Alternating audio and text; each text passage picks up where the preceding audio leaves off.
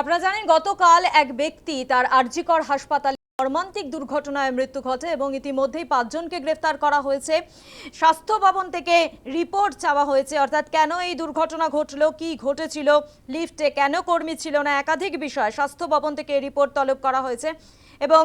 ইতিমধ্যেই ফরেন্সিক আধিকারিকরা তারা পৌঁছে গিয়েছে ঘটনাস্থলে। এই বিষয় নিয়ে বিস্তারিত জানাবে আরজিকর হাসপাতাল থেকে সরাসরি রয়েছে আমাদের প্রতিনিধি মৌমিতা মিত্র।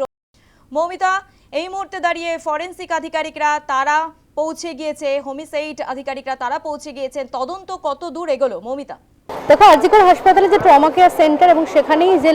দ্বিতীয় লিফট 2 রয়েছে, সেই লিফটের একেবারে বেসমেন্টেই কিন্তু এই মর্মান্তিক ঘটনা ঘটে এবং অরূপ বন্দ্যোপাধ্যায় 40 বছর বয়সী যেভাবে মর্মান্তিকভাবে তার মৃত্যু হয়েছে, সেই ঘটনার তদন্তভার ইতিমধ্যে তুলে দেওয়া হয়েছে কলকাতা পুলিশের গোয়েন্দা বিভাগের হাতে। তারা এই গোটা ঘটনা তদন্ত করছেন এবং এখনো পর্যন্ত লিফটম্যান এবং নিরাপত্তারক্ষী মিলিয়ে 5 জনকে গ্রেফতার করা হয়েছে। আজকে ফরেন্সিক টিমের আধিকারিকরা তারা এসেছেন, তারা ঘটনাস্থল থেকে নমুনা সংগ্রহ করছেন, পাশাপাশি হোমিসাইড শাখার আধিকারিকরা তারাও কিন্তু ঘটনাস্থলে রয়েছেন। আমি একটু ছবিটা দেখাবো। আরজিকর হাসপাতালে যে ট্রমা কেয়ার সেন্টার এবং সেখানেই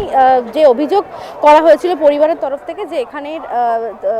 এখানেই যে 2 নম্বর লিফট রয়েছে সেখানেই কিন্তু একেবারে লিফটটি বেসমেন্টে আটকে যায় এবং সেখান থেকে একেবারে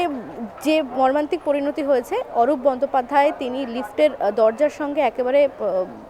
তিনি আটকে পড়েন এবং তাকে নিয়েই কার্যত লিফটটি ওপরের দিকে উঠতে থাকে। অর্থাৎ লিফটের বিভিন্ন ক্ষেত্রে যে যান্ত্রিক ত্রুটি ছিল সেটা কার্যত হাসপাতাল কর্তৃপক্ষ তারা স্বীকার করে নিয়েছেন এবং কোনো নিরাপত্তারক্ষী ছিল না সেই সময়, লিফটম্যান কেউ ছিলেন না এবং সেক্ষেত্রে যে রোগীরা যারা আসছেন পরিষেবা নিতে বা যারা লিফট ব্যবহার করছেন তাদের সুরক্ষা বা নিরাপত্তা নিয়ে কিন্তু স্বাভাবিকভাবেই প্রশ্ন উঠছে। একদিকে যেরকম যে ঘটনাস্থল, অর্থাৎ এই ট্রমা কেয়ার সেন্টারেরই যে বেসমেন্ট রয়েছে সেখান থেকে তারা নমুনা সংগ্রহ করেছেন, রক্তের নমুনা বা যেভাবে দীর্ঘক্ষণ আটকে ছিলেন অরূপ বন্দ্যোপাধ্যায়, তার এই গোটা ঘটনার ক্ষেত্রে যে অভিযোগ ইতিমধ্যে সামনে এসেছে সেই জায়গা থেকে ফরেন্সিক টিম তারা নমুনা সংগ্রহ করছেন এবং পরিবারের সদস্যদের সঙ্গেও তারা কথা বলেছেন এবং এই গোটা ঘটনায় কিছু অভিযোগ কিন্তু ইতিমধ্যে সামনে এসেছে। প্রথমত, যেখানে হাসপাতালের এমার্জেন্সি বিভাগ সেখানে লিফটে কোনো রকম লিফটম্যান যাদেরকে নিয়োগ করা হয়েছে পিডাব্লিউডির তরফ থেকে, তারা কেন সেই সময় ডিউটিতে ছিলেন না, তারা কোথায় ছিলেন, তারা গোটা বিষয়টি কেন তাদের নজর এড়িয়ে গেল। পাশাপাশি বেসমেন্টের যে লিফট এসে পৌঁছয় তার সামনে যে গ্রিল দিয়ে যে একেবারে বন্ধ করা ছিল সেই করিডোর এবং সেখানে তালা দেওয়া ছিল, সেক্ষেত্রে কোনোভাবেই কেন সেই তালা খোলা গেল না, সেই চাবি কার কাছে ছিল, কর্তৃপক্ষের কাছে কেন খবর পৌঁছলো না। এবং সবথেকে গুরুত্বপূর্ণ, আমরা দেখেছি যে কোনো এমার্জেন্সি ক্ষেত্রে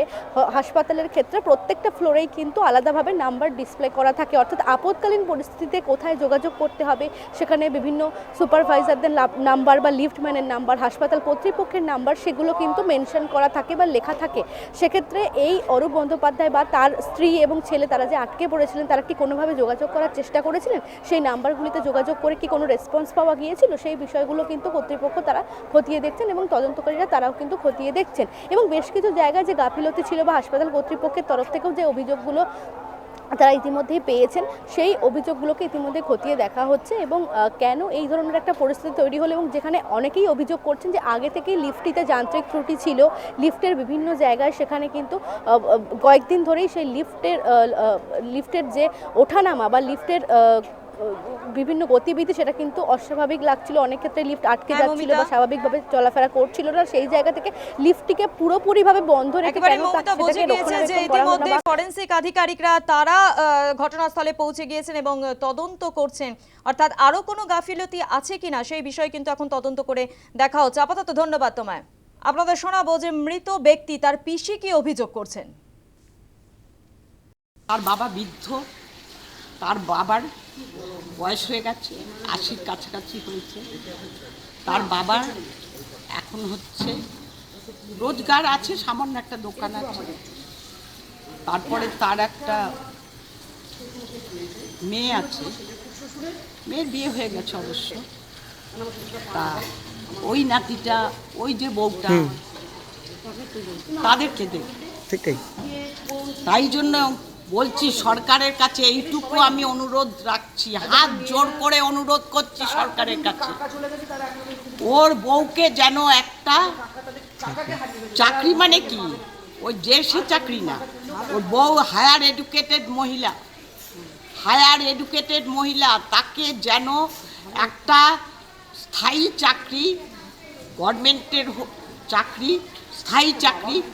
ভালো ডিপার্টমেন্ট।